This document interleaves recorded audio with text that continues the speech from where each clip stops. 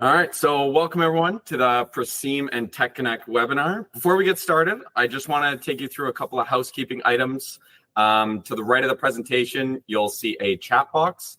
Please feel free to use that for comments and feedback throughout.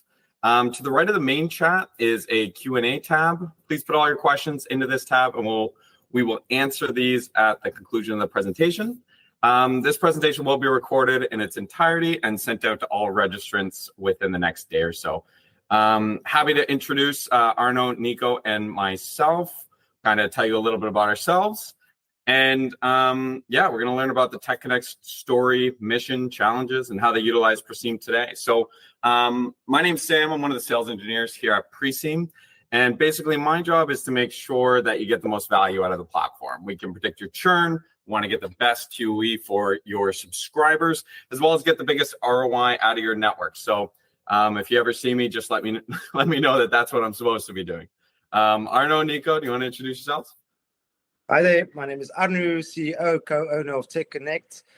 Next to me is Nico, also co-owner. Nico. Yeah, Nico Joubert. Myself and Arno met each other about 9 years ago. Initially, we were a competition, and over a cup of coffee, decided, no, let's go big and let's take the bull by the horns. And decided never to become tower techs, never ever to go WISP. And guess what? We're WISP today. Nice, that's awesome. Very good. So yeah, let's jump in. What are your challenges today? Okay, so various challenges. One of the biggest ones, obviously, being load shedding. Eskom is our local energy provider, and we have periods of load shedding that we have to overcome. Yeah, so basically, for everybody who doesn't know what load shedding is, in South Africa, we only have X amount of power that's available, and obviously the demand is way more, so you get chunks of electricity that's available in your area. So you'd have like blackouts for 2 hours, so that the rest of the country can, and there's a rolling schedule that you can plan for. And these blackouts could last anything from 2 hours to 4 hours, up to 3 times a day, depending on the amount of energy that's available. So we need to plan for this. And obviously, lots of our clients have gone over to solar and battery setups and inverters at their homes and businesses. So now we need to make sure that our network is always up, and that costs money, which leads to cash flow problems. We need to utilize the equipment and the software that we use optimally, and that's where Preseem comes in and helps us with that. We also have various natural disasters like lightning and flooding, etc. And then our fiber brothers, that is our competition. So in terms of the natural disasters, hang on a sec, let me just get that. Okay, cool. So sorry, we're in a live environment, yeah, sitting in the trenches. So in terms of natural disasters, I think we're kind of well geared. Nice.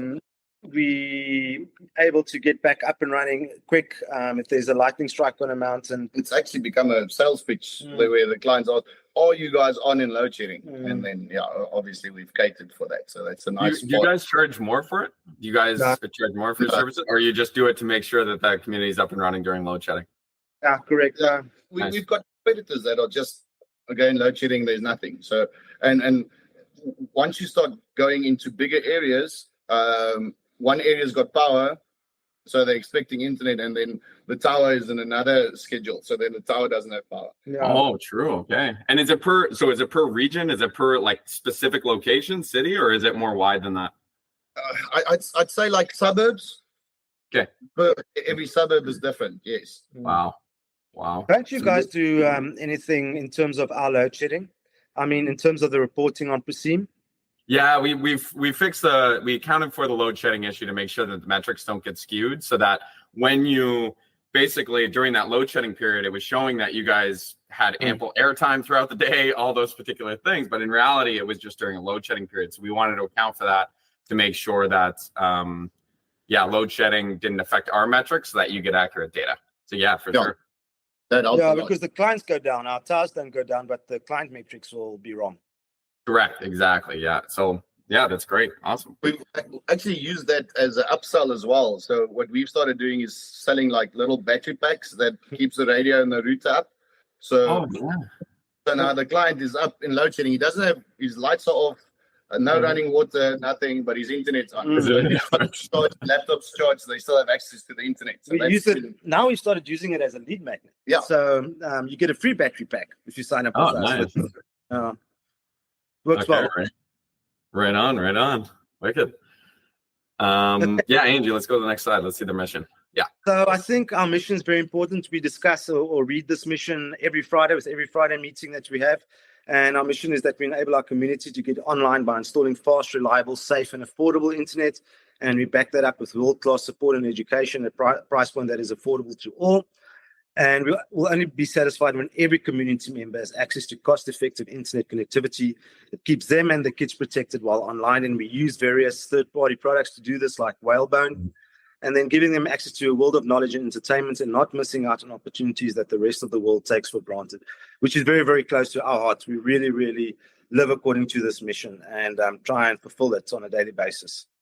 Do you guys, I know working with you guys for a long time now, feels like you guys are selling the internet, not so much even reliable internet, but just selling how the internet can help particular businesses. Do you find that you're doing that on a day-to-day basis, or do you find it's more from a techCONNECT perspective? I'll jump in here as part of the sales team as well. We've actually implementing this mission. We've really helped small, I wouldn't even say like very small businesses get onto the internet where they've been standing with their little huts and just selling stuff.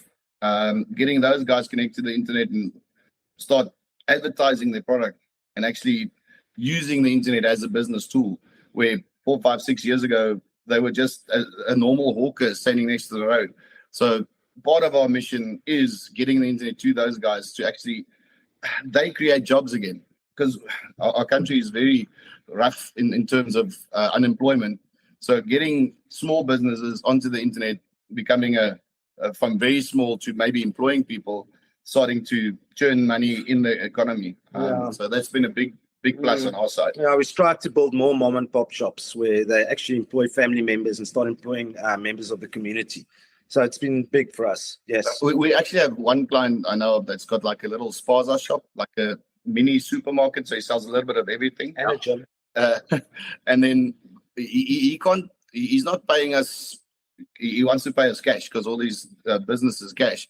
So we actually have to drive out and go and pick up the cash because they live in the shop. Live there, they eat there, they do their business there. They can't afford to go and make a deposit or something because then they leave their shop. There's nobody to look after it, so they can lose business, theft or whatever. So also one of the things that is handling that, getting a pay run, somebody driving and going to pick up cash as well. Okay. Very formal. Very formal. Interesting. Cool. Okay. Next slide. Okay, so that's where we live. It's called Komatipoort, little one-horse town on the eastern side of South Africa.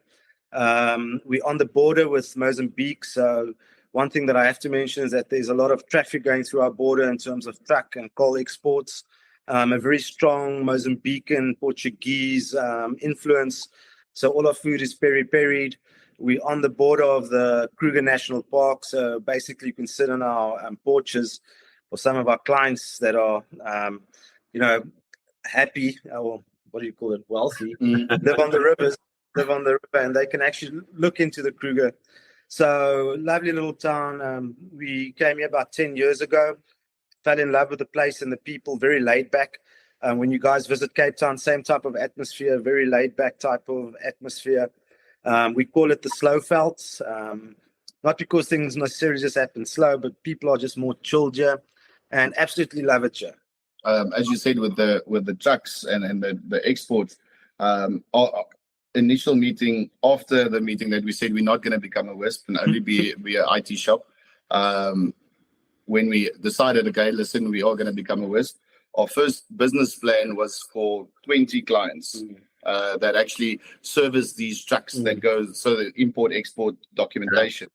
And the first initial business plan was 20 clients. We'd happy if we just sort them out and then we run the IT side. Yeah. And that just grew and grew from there. So, well, I guess. Yeah. Awesome. Okay, so yeah, that's kind of where we are on the eastern side. If you can go to the next slide, you'll see that there starts a little green footprint on next close to Maputo or on the border. And yeah, that's our footprint that we have. Very, very small in the bigger picture, not really big, but getting there and growing. Yeah, so we actually have two countries bordering to us. It's Swaziland and then Mozambique. Swaziland, Eswatini, and Mozambique. So we in the middle there. And there's our footprint. We were established in 27, got about 650 subscribers. That should be close to 700 now. Our coverage area is about 2,500 square kilometers or 1,500 square miles. A population of about 750,000 according to the latest census in 2019.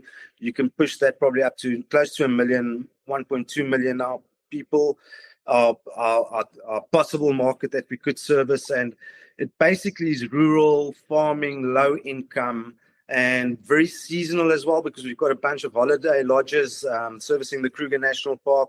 So that's our client base that we are servicing at the moment. To go onto that, so if you say 750,000 people, if you look at our country of what's the 65 million, only 7,000 are registered as taxpayers. 7 million. Only 7 million of the. Really? Oh, okay. So formally employed. Yeah, formally employed. So yeah, it's a biggish area, but very low income. You can imagine it's a very, very microeconomy, rands and cents, 5 rands here per transaction. So very rural. Yeah. Are you guys the only ones in these areas? Do you have fiber builders beside you? Do you have other WISPs that are interfering with you guys as well? Or not interfering, but competition, let's say? They are interfering. Okay. Basically, in our town, there's 3 locally based WISPs, and then I think 2 provincial and 1 national companies, and they do wireless as well. And then 2 of them, one of the locals and then one of the nationals, have rolled out fiber. Okay. It's been competition. It's been a major competition because everybody wants to buy speed, faster fiber, faster speed, cheaper, faster, and that we've had to combat in our marketing. Cool. Yeah, we'll get into that for sure. Yeah.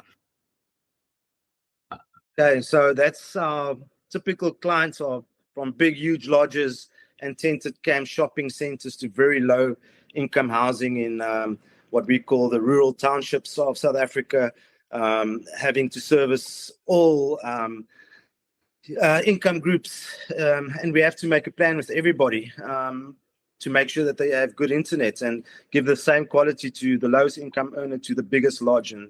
And Preseem has helped us with that in terms of getting our latencies right and getting the people to stream without buffering. And that's been a major selling point for us. I think one thing that we've done as well is we've not changed our monthly price since the day we started.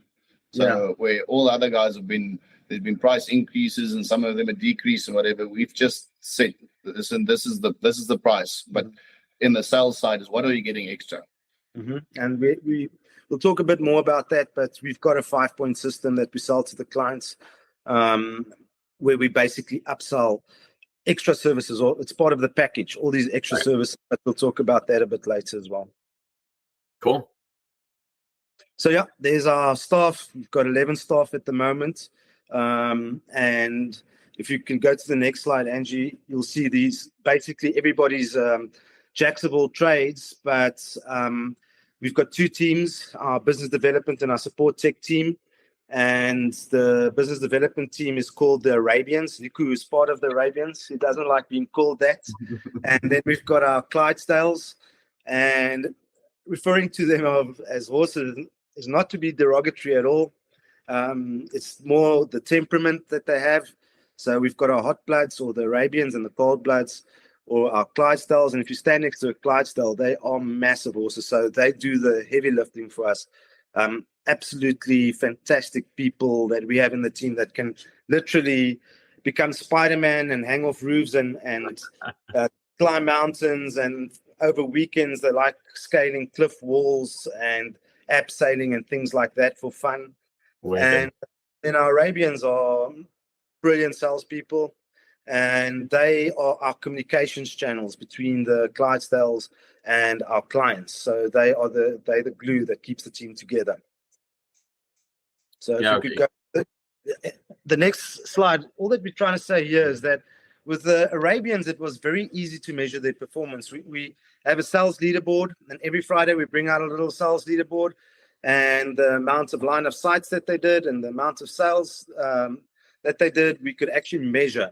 And if you go to the next slide, you'll see that we set them certain line of sight targets, 24 line of sights per month. And the next slide, you'll see we actually want only 8 installations per month. And maybe Nico, as the business development director, can go on about or tell us more about why our goal for the install is so low. Yeah, so basically we've experimented a lot with different ways, and we actually had a look at the time it takes and travel time and all of that. And myself and I knew about 2 years ago, I had the idea that if we worked out, if sales wasn't the issue with the amount of sales waiting, what would be the optimum amount of installs we'd be able to do? And I think we worked out 40 installs a month. Correct. And then we decided, okay, let's half that. So there's not always a 100 installs. Right. Sales have to push for the sales. So we halved that to 20. And the teams were hitting 17, 18, a great month, 24. But it got demoralizing that they're not hitting the sale, that 20. And Arno is our guru when it gets to motivational speakers and mentors. And one of the ideas was to set the bar lower. You got that from Alex Chaffin. Yes. Mm-hmm. So we set the bar very low. Mm-hmm. And with that 8 installs, we also started to look at the monetary amount of the installs. So 8 installs would be 8,000 Rand. And that the 8,000 Rand became the goal. Mm-hmm. And on the sales side, the sales ladies and myself were actually going for bigger upsells. We changed our avatar, the target market, and we were rather going for less installs but bigger clients and bigger monetary amounts. And still, no, do you know what? So Nico was very clever. He waited for the big corporates and the big mines, and then he would like do a 40,000 Rand install. Yeah. And Nimsi was going on and doing her normal 15, 20 installs per month. And then Nico went and changed and said, okay, now let's look at the monetary. Let's look at the monetary. Yeah. Okay. So numbers-wise, she's snatching it. I'm still in the running with the bigger clients. Mm. But what we saw, a lot of people say when you drop the targets, that people will just push to get the target and then sit back the rest of the month. Imagine you don't get the well, that's also demoralizing. But anyway, I understand. So now we're smashing the target. And word of mouth and all our sales funnels and everything is keeping on pushing. So where the sales side have been just going, and it's the guys' faces on a Friday meeting and a monthly meeting when they're looking at the board, and the board's hung up, so everybody where they're having like a room where everybody's having like their water cooler talks, that board's up there and everybody's constantly seeing it. And the guys are like walking and high-fiving each other. Yeah, no, we're smashing this. We're going to double target this month. But now that brings us to a conundrum, because the Clydesdales don't have a board. And we needed to figure out a board for the Clydesdales. So if we could go to the next slide, we show there that the sales leaderboard, they have their board. They can see exactly what com they're earning per month, etc. But how are the Clydesdales being awarded? So we had to have a gotcha, and we award them that way. But now the Clydesdales are more fact-driven. They love it if we give them facts and why. We need to always give them a why. And this is how we did this. If you can go to the next slide. Aren't engineers the best? Yeah.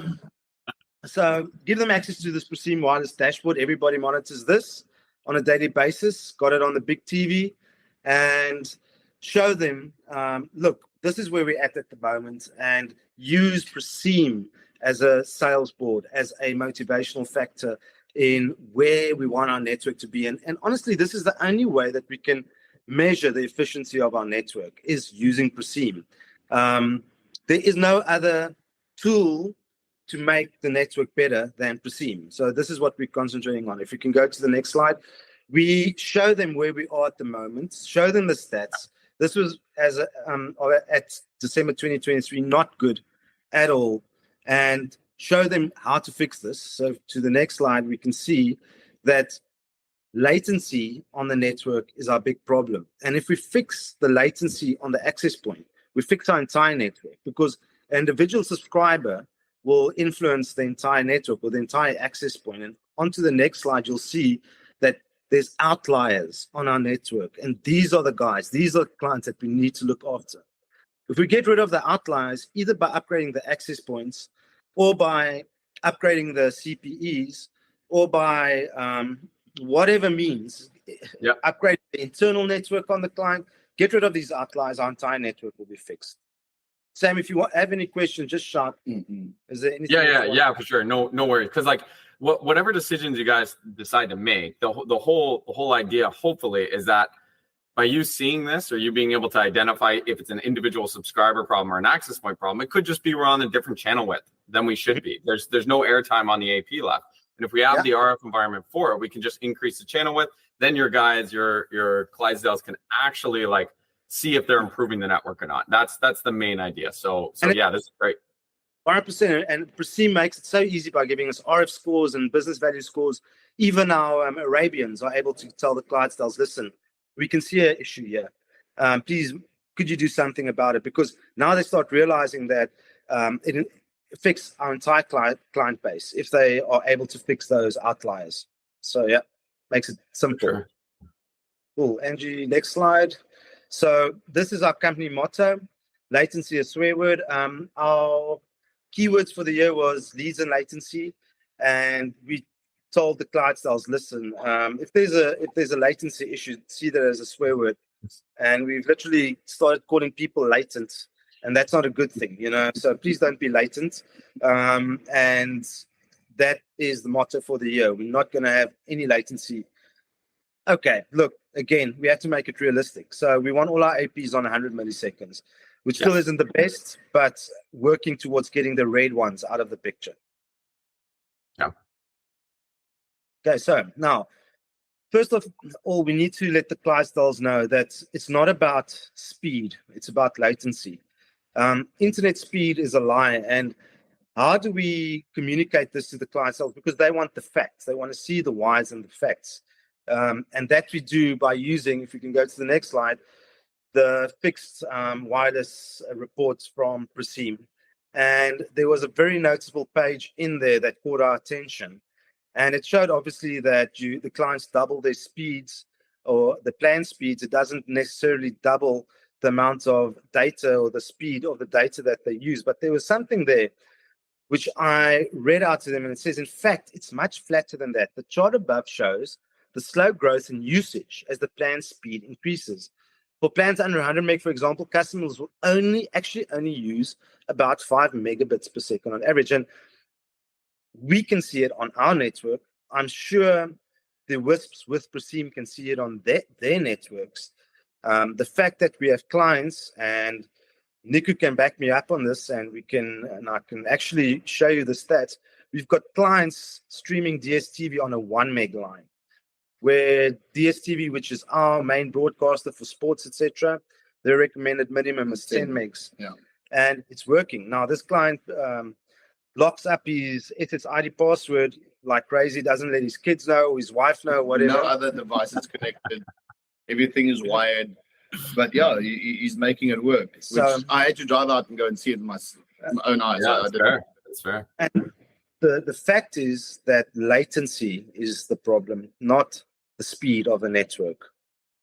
Do you think okay, so but on that then, people don't think of it in terms of latency. So you guys are kind of taking an altruistic approach because you guys are having to educate customers or individual end users on latency over speed. Like everybody sells speed. How do you guys get past that? Okay, so let me jump in this one. Yeah. So basically, one of the things that me and myself and the sales ladies, we like analogies. So one of the we try to explain people when it gets to Preseem is that if you have a very congested highway and it's packed. And in our area, the highway backs up full of trucks that are going through the border. So everybody's understands that. So what I'm trying to tell people in the sales meeting, or when you interacting with a potential client, is that thanks to Preseem, you've got this fully stacked highway, but that big truck is a Windows update. It's not important. Doesn't matter if it takes 12 hours or 8 hours to get through. Sure. But you want your tourists that are bringing in money and they want to go on holiday. These guys need to go, and that's like your streaming of your VoIP, your DNS, your sports cars are lining up, and that's traffic cop. That Preseem would be the traffic cop, just waving all the sports cars through so they can keep going at 120 miles per hour or whatever. What's it, 60 miles per hour is fast. We kilometers per hour, but yeah. So you've got the speed sports cars going, and as soon as they're done, the traffic cop will have the big trucks taking up all the space, and then somebody lets the Afrikaans let the traffic cop know, listen, there's some sports cars on their way. He makes way with all the trucks, and the sports cars keeps going. Yeah. And that analogy in terms of latency and what Preseem gives us, that's been working with clients. We've even started giving him a name now, Mandla Lungelu.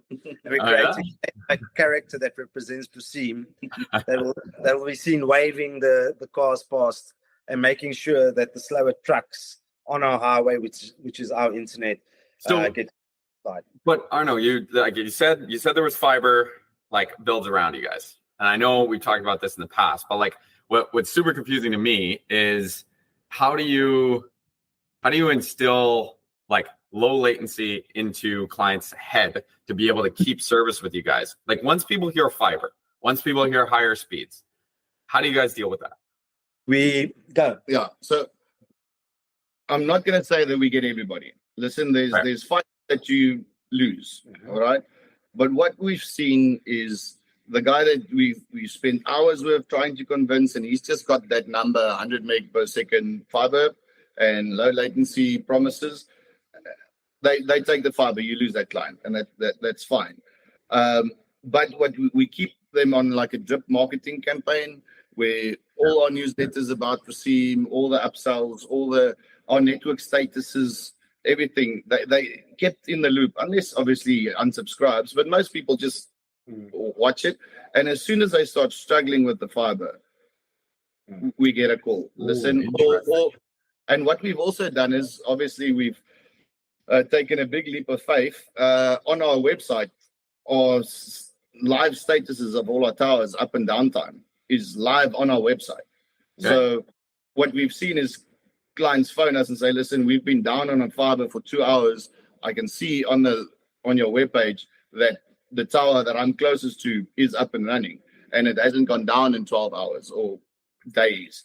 And that's also become a way to tell clients, listen, does your fiber supplier or your current WISP actually keep track of their downtime? And we show that live on our website. I'm guessing for load shedding, then Arno and Nico, that's a huge selling point. Exactly. Yeah, exactly. We'll give you more details in a couple of slides later how we started to convince the clients. It's difficult, but it's doable. Yeah. Okay. So now this is what our clientele need to know. It's mind-blowing, but the average speed of the millions of data points that Preseem has picked up is 5 megabits per second. That's what the average client uses. So if we can go to the next slide, this is what we need to sell to the clients. Low latency is more important than throughput when it comes to giving subscribers a superior quality of experience. And this is what we need to work on a daily basis. And this is what Preseem gives us and allows us to work on. So again, here it says that this is directly quoted from the Preseem fixed wireless report.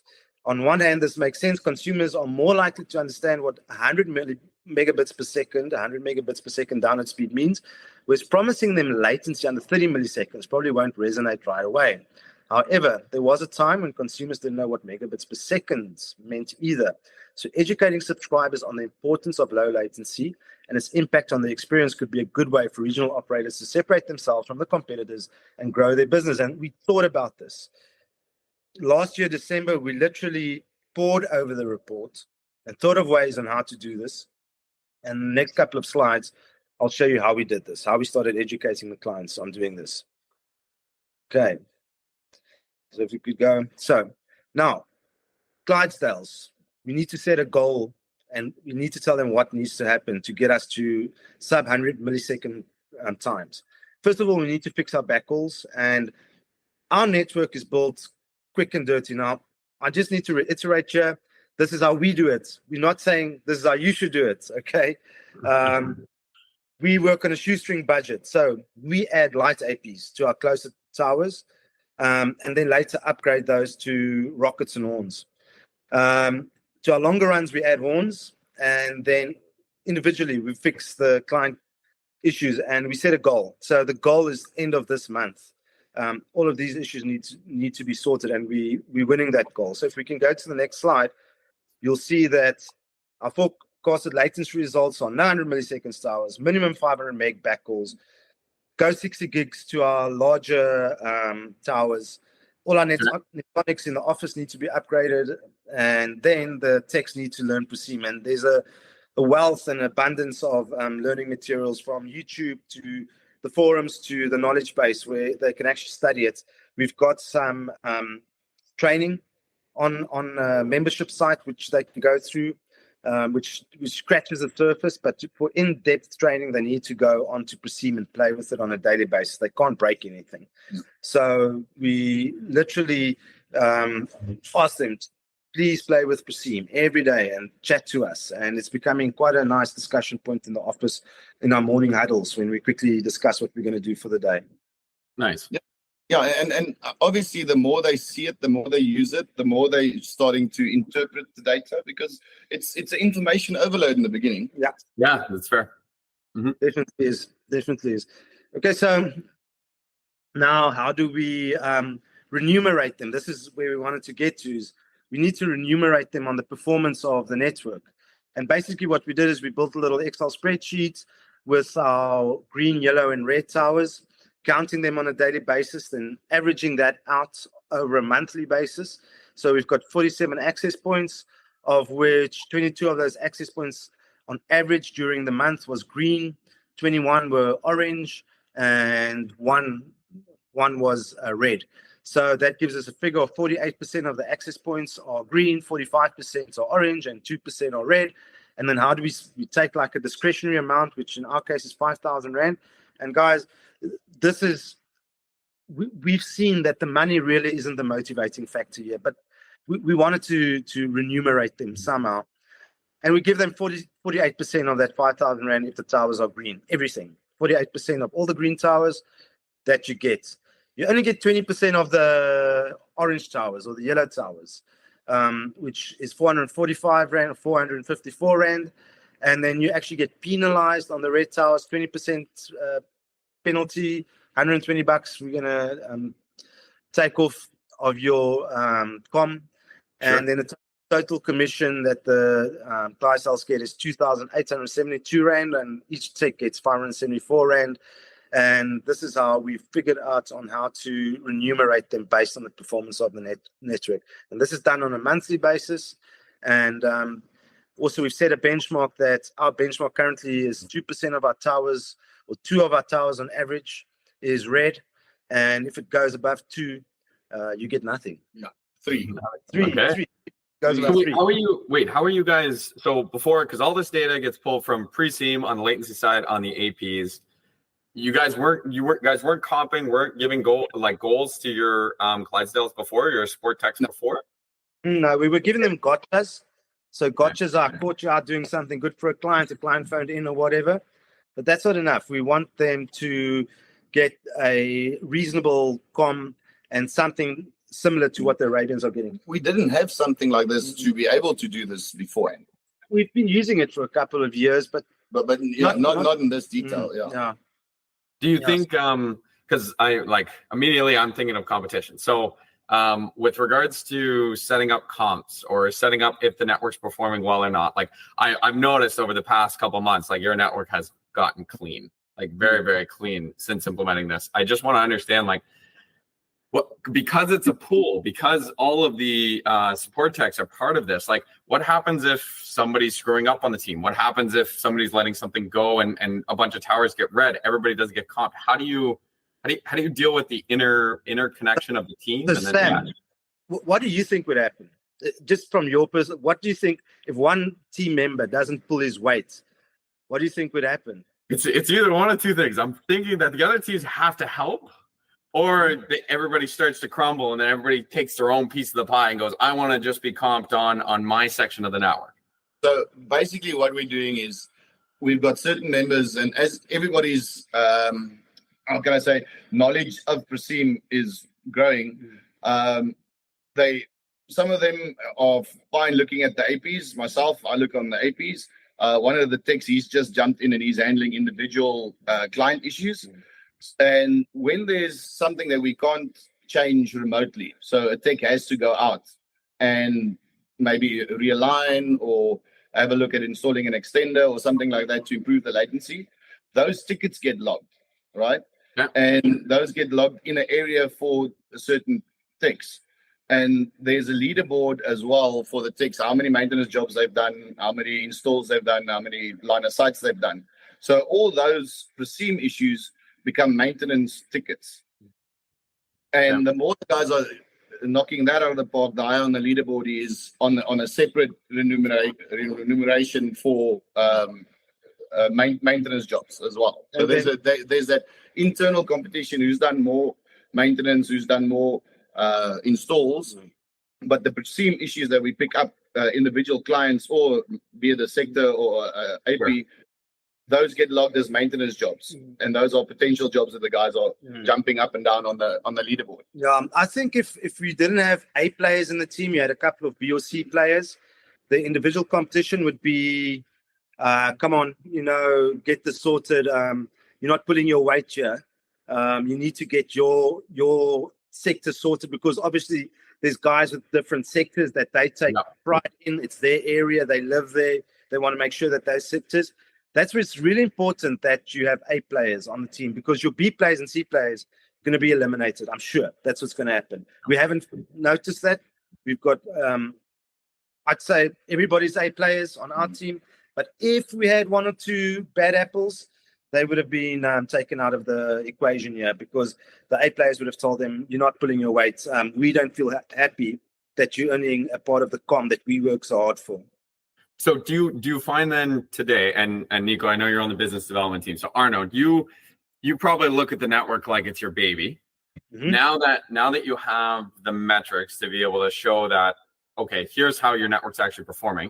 Do you find the Clydesdales, do you find the support team, or even the sales team as well, taking ownership of the network? Do you find that the roles have flipped? Because that's the main thing. I think that's what everyone honestly is looking for. Because like, you don't want it from top down, do this, do that, XYZ. It's almost like, no, this is your guys' network. You guys got to make it clean, because we have the metrics now to be able to measure you. And they're taking ownership. That's what's so nice. We never had the tool where they could actually take ownership and measure.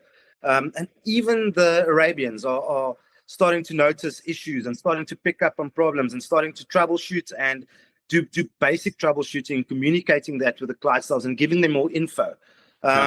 We think the internal part of this client's network is a problem. It's not necessarily the access point. The RF scores, the business scores, all of that helps them to simplify it. And without a tool like this, how would you measure it? And how would you measure QoE? And QoE has always been like a, how could I say, it hasn't been what experience are clients having. And what's very nice is that the feedback that we're getting from the clients is really positive. And then on the Friday meetings, we love to give the feedback that the clients are giving us. And let's say 6-7 years ago, it was the two of us monitoring APs, monitoring backhauls, and so on. So it was all on us. Mm-hmm. And with this change, I just see tickets logged realign this or move this. Or Oh, so the guys are logging their own tickets and they're starting to do their own maintenance. And I open up Preseem in the morning and say, oh, this is looking amazing. And Preseem Plus has made a difference as well, I must say. Definitely. It's just made it easier for the Arabians to start troubleshooting. I think that's been a major change with us, where Preseem was normally just the two of us looking at it. But since Preseem Plus is in the picture, it's like the whole group is all involved and eyes on it. I don't know, is that what you call it? You call it Preseem? yeah, Preseem Plus. Yeah.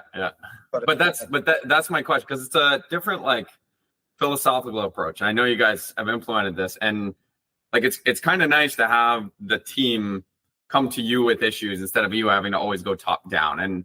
And that's kind of nice, because I like, even for myself, it's nice to be able to measure your own success and know that what you're doing out in the field, whether it's them realigning a customer or adding a channel width to an AP or whatever the case may be, that they can see that their results are actually improving the network and helping people. And it kind of ties back to your guys' mission, which I think is altruistic. It's like you're helping people get internet in the areas that they can't, and then even with the internet that they receive, it's reliable. It's everything that they can do with it. So yeah, it's great. It's great. And it's so important, because we literally have to chop that up, our backles up into little slivers, and that sliver of speed that we give them needs to be used optimally.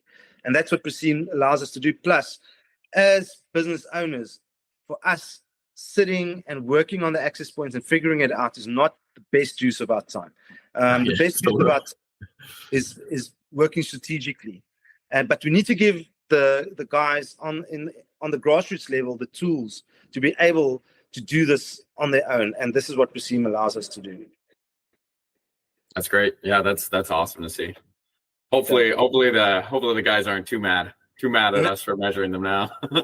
No, not at all. Okay, so what's changed? So our ARPU has gone from 443 to 700, the average revenue per user, but we also made a strategic decision, which was important, to start changing our avatar, which we'll talk about a bit later, or our ideal client. It's very important. Okay, we'll talk about that a bit later. If we can go to the next slide, you'll see that our MRR, and please, our guys earning foreign currency in dollars and pounds are going to laugh at us, but our MRR has increased 30% year on year to about 460. We're going to nail 500,000 soon, within a couple of months. So yeah, Preseem has helped us do that as well. We can go to the next slide. We'll see that we changed our avatar, and that kind of happened automatically because our home users started implementing or using us in their businesses because they saw how well it was working at home. They automatically started flipping their businesses when their fiber contract started expiring. We actually had a client that bought out a fiber contract. She bought out 8 months of a fiber contract. I just want to, so when I told you our business plan in the beginning was like 20 businesses, where the boom came over COVID and all of that, and everybody working from home. So we installed 20 businesses, right? And that was like in the first month or two, so that exploded. And all those businesses wanted the internet at their house, and then they wanted the internet for their manager, and then this one was off sick and they needed to work from home, and then COVID hit and everybody needed to work from home. And then we were like, in COVID, we need to survive. So we just built towers and got internet out there, and the avatar moved to home users. But the home users takes your ARPU down. Which was negative. And then over the last little while, we made a conscious decision, but it almost flipped by itself again with all those residential installs. Those guys had internet needed internet at their businesses. So it's been flipping the other way again. And remember, the best sales tools to have confidence in your product. And I think Nico has absolute confidence in the product for him to go to the big corporates, the big minds, etc., and tell them, let me sell you a 100 meg link or the equivalent of a 100 meg link, and it will work, And then Arno has to make it work. he keeps my promises. Yeah, we've sat in many meetings where I kicked him, under the table. You cannot promise this. We'll make this work. But yeah, then he keeps my promises. So the best sales tool for the Arabians is actually trusting the network. We have, sorry, we got a rule. All our staff, everybody's got our internet at their house. except one. But yeah, Okay. And she has fiber because we don't have line of sight to our house, and she's constantly complaining. Oh, interesting. There you go. Okay, right on. Yeah, she's constantly complaining that she wants us, but we can't chop off all the trees. The neighbors won't be too happy. yeah. So just one thing on the sales side that we've Yeah. always, all the employees that come in and they become part of the Arabians and become part of the sales team is, I tell them, you can't sell tires if you don't know what tires does and all the specs and the numbers and whatever. So a guy who walked into a car dealership and he's just a tire salesman, he has to go on training and really love what he does. And there's a lot of, in my opinion, a tire is a tire, but there's different sizes and rim sizes and whatever. And some are good for driving off-road and some are good for driving really fast. And that's something you can give somebody a book and go and read it and get the technical knowledge, where selling internet isn't really, you can give them, it's a lot of technical words, and then the guy you're selling to doesn't understand the technical jargon. So for us, a major rule is they've got our internet at home and you use it and you know what speed you're on. You can then obviously, because you're using it, you know what the internet is capable, a 2 meg line from us, what you can do. And that's what you're then obviously selling. Because listen, I use this at home. I love my product. I'm on in load shedding, so on and so forth. I can watch a Netflix movie on this speed. They've got kids. We 4 people doing X, Y, and Z on the internet. So it is capable of doing that. And that's been a big switch in the sales side as well. It took years to get the product right. Your product needs to be perfect before you start going out onto the market and really marketing it and selling it. If you sell a rubbish product, you're just going to get negative reviews, and word of mouth explodes these days with Facebook reviews and Google My Business and Google reviews. So product needs to be good before you go out to the market and sell it. And that's a major change that Preseem made for us. I also just want to mention that our Arabians are concentrating on checking the AP capacity before marketing to those APs Certain areas, in certain areas. And that obviously helps us with cash flow because we can capacity plan better and we can fill our APs that have a better business value score first. And we're using it reactively as well. So line of sight was fine. The areas tower looked fine. One of the sectors was maybe APs was maybe a little full. The install gets done, and then a day or two later, a checkup would then show, okay, listen, maybe just move it. It's in the same line of sight. Just move it to another AP that's got Right. more. So it's a reactive tool as well. Beautiful. Yeah. Yeah. I like that starting to sell latency, not speed. It's I'm curious to see how that keeps going throughout the years with fiber and things along those lines. That's awesome. Yeah, look, you have to answer the client's questions before they even phone you. So if we go to the next slide, another thing that's really helping us with our cash flow is the auto shaping has literally fixed the APs that are bad on the network, our red APs, and that helps with cash flow again because we don't have to upgrade those access Well, you can even look at the green graph that are good APs are even better. So it's not just the bad ones getting better and the medium one.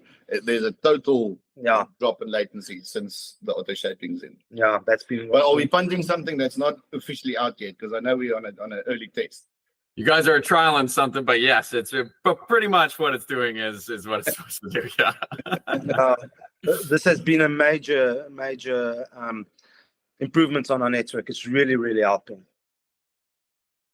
Okay, so basically the integration into Splinks is amazing as well, where our Arabians are able to directly connect to a client's Preseem chart and do troubleshooting on their own. So they've got very simple metrics that they look at. The CPU radio's got a good RS score. The access point's got a good RS score. The latency on the access point's fine, but the latency on the CPE on the client side is pathetic, and they immediately know that there's something wrong on the client network. They immediately know that something needs to be upgraded within the client network, access points need to be upgraded, or there's interference internally. And then the client is going to go a step further and actually log on to Unify or whatever and have a look at those access points and what's going on there. And that becomes a sales tool as well. That becomes an upsell tool. Listen, there's not enough coverage inside the house, so you're standing on the deck outside and using internet, and it's you're too far away, and it becomes an upsell for an extender, cable work, and internal and so forth. And you know what's bad? If a client phones in and they speak with level 1 or the Arabians, and the Arabians can't give them answers. The clients want answers now, and Preseem has enabled us to give the clients answers immediately. Look, we can see that there's an issue on your internal network. You've got dead spots. And the clients would agree, you're right, we do have dead spots. We've picked up weird things like wireless cameras and gate motors that cause internal latency. It's just so nice that we can actually, from a level 1 support tech, which is the Arabians, giving answers to the clients. Yeah, it's fantastic. Okay, so how do we sell latency and not speed? We've created a landing page with SEO, or search engine optimization, where we go and answer the clients or the potential leads questions before they phone us. So we've been using a closer framework for the Arabians to sell to the clients. And none of us could remember Alex or Moses' closer framework acronyms. We don't even know what the C stands for. But what we do know is that if we answer most of the clients' calls before they phone us, it's just a sell. It's not a answering questions. And you guys are welcome to go have a look at the ineedinternet.co.za page. We use a lot of the fixed wireless access reports, screenshots in there to answer questions about latency. We actually make a very bold claim that fast internet is a farce, F-A-R-C-E. It's not about fast internet. Our competitors are upselling you speed, which you do not need. And we start answering the questions one by one. We've got a bunch of videos as well, explaining the traffic cop example there. We're probably going to tighten that down a bit as well. The copy is very long, which is good. Some people love reading long copy, but getting it nice. We've noticed that this, and thanks to Arno, there's a lot of blood, sweat, and tears gone into that. But this has changed a lot of initial phone calls from a cold lead or like a medium, just testing the waters, to a hot lead that you just basically get detailed and closed. It's made a major difference on the sales side. All that we remember from the closer framework now is the R at the end, and that's the reconfirmation call. We get a payment to phone them and say, thank you so much for your payment and welcome to techCONNECT. Awesome. No, it's great. Right on. Cool. So some of our client reviews and Google reviews, what gets mentioned a lot is the speed. And it shows you that the clients don't have a concept of the speed, because if we take Zulika, for example, she says the internet from techCONNECT just feels so much quicker. It feels quicker than other competitors. Movie stream at high qualities, videos load fast, and generally there's much less buffering. More than 80% of the traffic passing her network is videos or voice over IP calls, also known as voice calls, and the traffic must be prioritized, she understands. And the bottom line that is, if a video streams properly and a voice call doesn't break up, my clients are happy. So she's a property agent. She just refers all her new homes to us, and she doesn't want to do business with anybody else. Can we throw a tip in again? Don't do what we do. This is just what works, or what we found work for us, is partner up with the estate agent, partner up with internet cafes, electricians and plumbers. Those guys spend time in other people's houses, and obviously while they're working, like the blue collar maintenance guy, he spends time there, and obviously people start talking, and then, oh, but do you have somebody that can fix my AC? And they know, I know somebody, but yeah, we're struggling with our internet as well. Don't worry, I know a guy. And especially a estate agent sells a new house, and then, listen, you're going to need internet for the house. Don't talk to us. Know the area. These guys are the best in the area. So that's just a little. Wow. Okay. Yeah, right on. They've even started financing the internet and the solar as part of the house price. Really? Okay. Part of the bond. Get it part of the bond. So we make it smart, totally smart. Smart home, smart lights, smart vacuums. The works is in there, and then you can just see by our reviews that the feedback that we're getting is good. And once again, the clients, every time it's the speed. If you go back one slide, Andrew, you'll see that, for example, Ananda says that our latest technology, we actually explained Preseem to her, and now she thinks we've got the latest technology. Nobody else has the latest technology. So maybe we're shooting ourselves in the foot by doing this and explaining the value that Preseem is bringing to us. But it's really important that I feel the internet quality for the entire region needs to get better. And Preseem is the way to go to do this. Without Preseem, I think we'd be dead in the water. Wow. No, that's awesome. Yeah. We'll obviously continue working with you to make it better. We're going to tweak it more and more and more. I think too, what we can do from here as well is just open it up to live questions for anybody that wants to go here. So that any questions that you have for Arno, Nico, myself, with Preseem or techCONNECT, with anything that we talked about today, I think, we'd love to cover. Sorry to interrupt you, Arno. I'm happy to keep talking. Mention one thing. I really need to say thank you to the Preseem team on how quickly you respond to our questions and things, and also the amount of training that you're putting into our staff and helping our staff to use it properly. No. Appreciate that. I mean, if I look how painless it was. Okay, we had one when we had the backup server and you had the tick for billing run or something. Well, that was on the Splings one. That was Splings. That wasn't Preseem. But even with Preseem, when we set up the backup server, it was painless, had everything up and running. I think we had login details set up. The next morning, we walked into the office with the time difference. Everything was done. So no, it's been painless. It's been awesome. Heads up to Dasun. Thank you, brother. All right, so that concludes the pre-recorded video. I do think that Sam is having some technical issues, so we'll just wait for him to come back online. We already do have one question in the Q&A tab that I will just read out for Nico and Arno to answer. So this is from David, and his question is, how big a difference did you see across the network once your latency targets were achieved? Okay, so interesting question.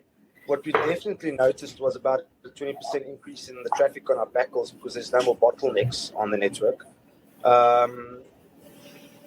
The thing is that because of the latency that's better, the bottlenecks are less. And then we obviously had to upgrade our backhauls a bit, but it hits our Preseem server, which then again just implements the plans, the speed plans. So yeah, that's worked well. But Arno, have a look at your backhauls.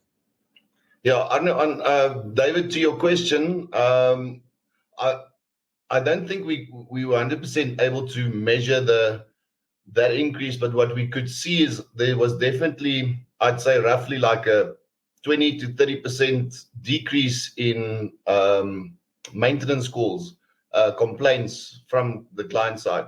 Our standby department has been way quieter, way less calls since hitting the latency goals. Yeah, most definitely. And obviously a bunch of truck rolls that you could stop because our Arabians could actually troubleshoot the network before sending a tech out. So that's helped a bunch. So yeah, saved us money in that sense.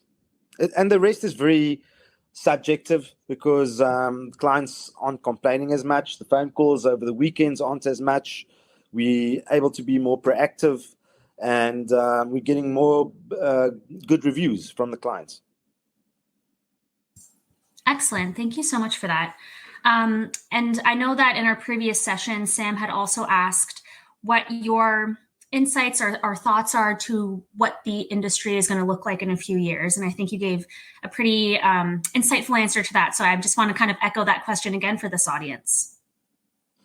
Okay, so basically the way that I see this is that in Africa and South Africa, we've got a totally different demographic and market than we have in the States.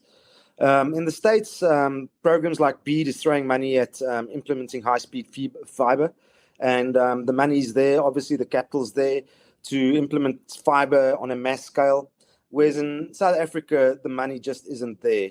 And we still need to get out to the market. We still need to get out to our rural clients.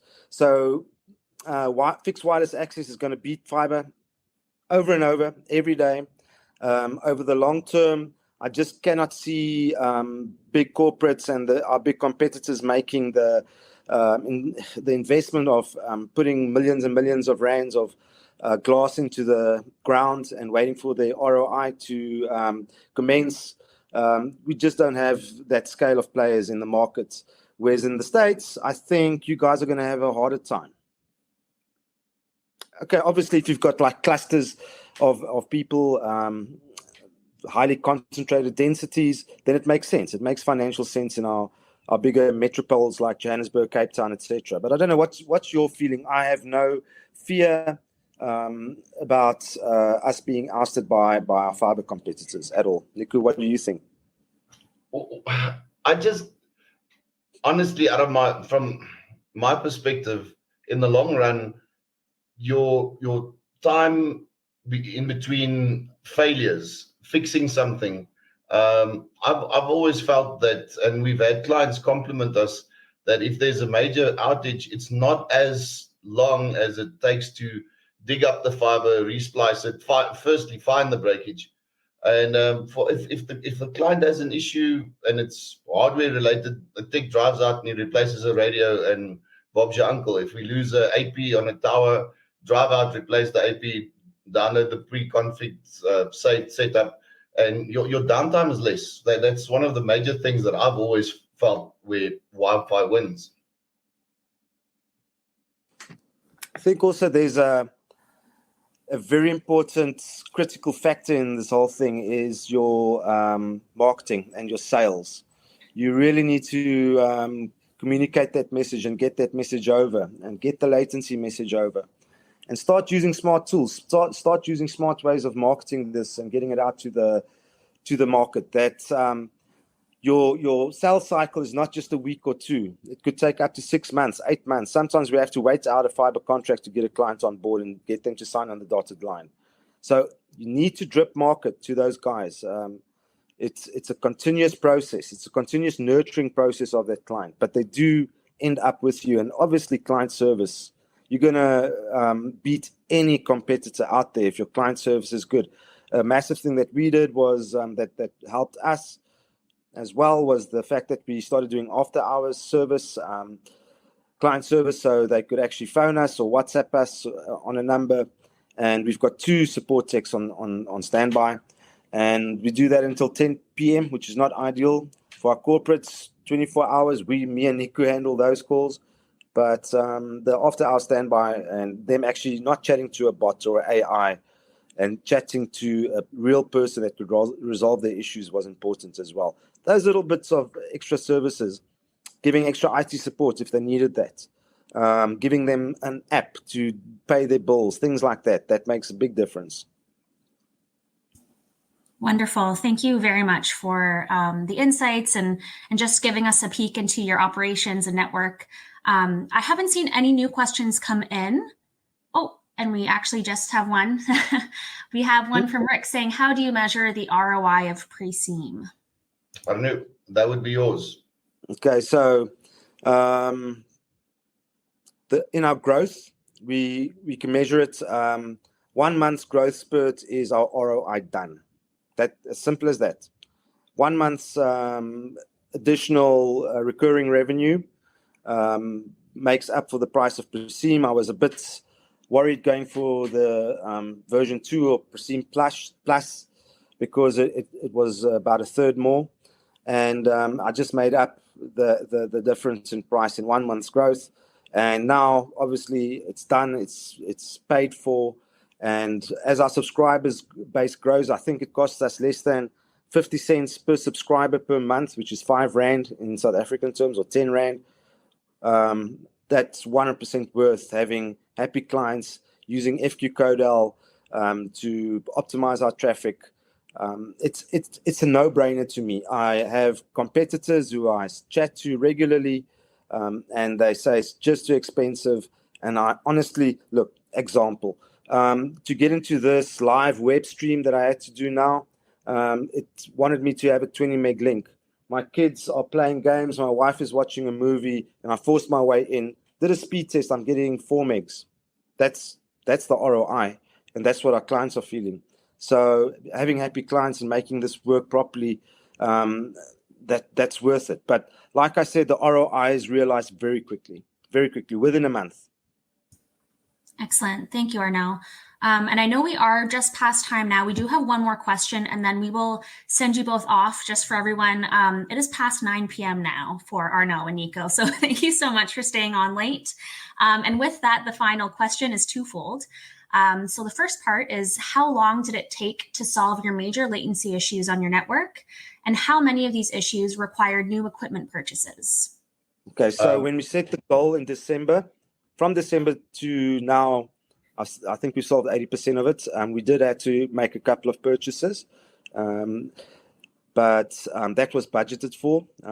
Instead of expanding our towers and getting more towers, we decided to buckle down and fix our network. So we had to stop our growth spurt for a while in terms of tower rollouts.